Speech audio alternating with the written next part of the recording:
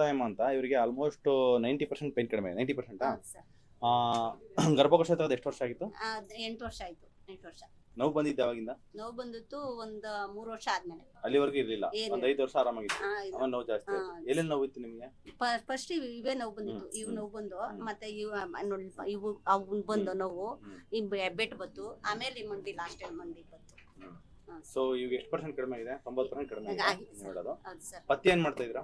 ಪಥ್ಯ ನೀವ್ ಏನೇನ್ ಹೇಳಿದ್ರಿ, ಹಂಗೆ ಕೊಬ್ಬರಿ ಎಣ್ಣೆ ಕುಡಿತೀನಿ, ಮತ್ತೆ ಜ್ಯೂಸ್ ಕುಡಿತೀನಿ, ನೆಲ್ಲಿಕಾಯಿ ಜ್ಯೂಸು, ಕೊತ್ತಂಬರಿ ಜ್ಯೂಸು, ಕುಂಬಳಕಾಯಿ ಜ್ಯೂಸ್ ಎಲ್ಲ ಕುಡಿತೀನಿ. ಆಮೇಲೆ ಮೊಳಕೆ ಕಟ್ ಕಾಳು ತಿಂತೀನಿ, ಎಲ್ಲಾನು ತಿಂತೀನಿ. ನೀವ್ ಏನ್ ಹೇಳಿದ್ರಿ ಅದೆಲ್ಲ ಪಥ್ಯ ಕರೆಕ್ಟಾಗಿ ಮಾಡ್ತೀನಿ. ಯಾವ ಹಣ್ಣು ತಿಂದಿಲ್ಲ, ಇನ್ನ ಏನು ತಿಂದಿಲ್ಲ. ನೀವು ಹೇಳಿದ್ರಿ ನಾಟಿ ಕೋಳಿ ನಾಟಿ ಮೊಟ್ಟೆ ಅದ್ ತಿನ್ನು ಅಂತ ಹೇಳಿದ್ರಿ, ಅದನ್ನ ಹಂಗೆ ಫಾಲೋ ಮಾಡ್ಕೊ ಬರ್ತಾ ಇದ್ದೀನಿ. ಚೆನ್ನಾಗಿ ನಾಟಿ ಕೋಳಿ ಸಿಗ್ತಾ ಇದೆಯಾ? ತಗೋಬರ್ತಾರೆ ನಮ್ಮ ಮಕ್ಕಳು, ತರ್ತಾರೆ ಇವರು, ಸಿಗ್ತಾರೆ. ಹಂಗೆ ಮಾಡಿ ಬೋನ್ಸ್ ಟೊಳ್ಳಾಗಿತ್ತು, ಇವಾಗ ಗಟ್ಟಿ ಇದೆ. ಡ್ರಿಪ್ ಎಷ್ಟಾಯ್ತು?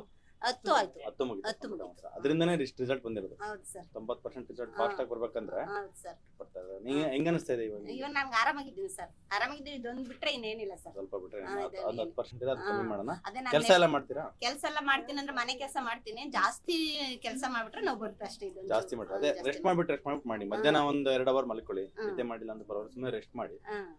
ಸಾಯಂಕಾಲ ಟೈಮಲ್ಲಿ ಒಂದು ಅರ್ಧ ಗಂಟೆ ರೆಸ್ಟ್ ಮಾಡಿ. ಹಿಂಗೆ ಮಾಡ್ತಾ ಹೋಗಿ ಆಮೇಲೆ ಸ್ವಲ್ಪ ಎಕ್ಸರ್ಸೈಸ್ ಹೇಳ್ಕೊಡ್ತೀನಿ, ಯೋಗಾಸನ. ಇಲ್ಲಾಂದ್ರೆ ವ್ಯಾಯಾಮ ಯಾವ ತರ ಮಾಡ್ಬೇಕಂತ.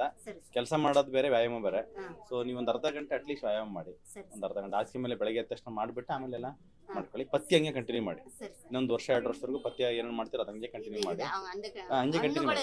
ಹಣ್ಣುಗಳೇನು ಬೇಡ, ಹಣ್ಣುಗಳ ಅವಶ್ಯಕತೆ ಇಲ್ಲ. ಫ್ರಕ್ಟೋಸ್ ಕಂಟೆಂಟ್ ಹಂಗೆ ಮಾಡಿ ಚೆನ್ನಾಗಿ ಆಗ್ತದೆ. ಮತ್ತೇನು ಬರೋದು ಬೇಡ.